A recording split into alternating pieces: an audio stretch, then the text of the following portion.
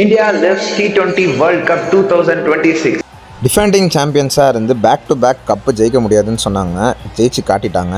அகமதாபாத்தில் புவர் ரெக்கார்டுன்னு சொன்னாங்க, அதையும் பண்ணிட்டாங்க. நியூசிலாந்து கூடவும் செம வின்னு. இவ்வளோ ரெக்கார்ட்ஸ் இந்தியா பண்ணியும் எனக்கு வந்து ஒரே ஒரு ஸ்பெசிஃபிக் பிளேயரை பத்தி பேசணும்னு ஆசை.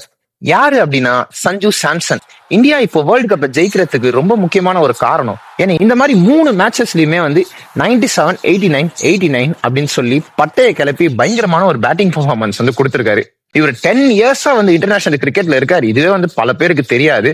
அண்ட் இவர் பல டைம் வந்து மேட்ச் ஆடினதை விட பெஞ்ச்ல உட்கார்ந்தது தான் அதிகம். Hats off to Sanju. ரீசெண்டா வேர்ல்டு கப் ஸ்டார்ட் ஆகிறதுக்கு முன்னாடி கூட சஞ்சுவோட கெரியரே முடிஞ்சிரும் அப்படின்லாம் வந்து சொன்னாங்க. நார்மலாவே எந்த ஒரு ப்ராசஸா இருந்தாலும் நீங்க அதுல தொடர்ந்து எஃபர்ட் போட்டுட்டே இருங்க. It will take some days, it will take some months or it will take some years. But உங்களுக்கானதை யாராலையும் எடுக்க முடியாது. உங்களுக்கானது உங்களை தேடி தான் வரும். ஸோ கண்டினியூஸா எஃபர்ட் போடுங்க. உங்களுக்கான ரிசல்ட்ஸ் கண்டிப்பா ஒரு நாள் வந்து தெரியும். அண்ட் இதுதான் வந்து இந்த இன்ஸ்பிரேஷனான ஸ்டோரியை கேட்கும் போது நான் சொல்லணும்னு நினைச்சேன். ஸோ இவ்வளோதான் இந்த ஒரு இன்ஸ்பிரேஷனான ஒரு ஸ்டோரி அண்ட் இந்தியாவோட வேர்ல்டு கப் ஒரு செரிஷ்.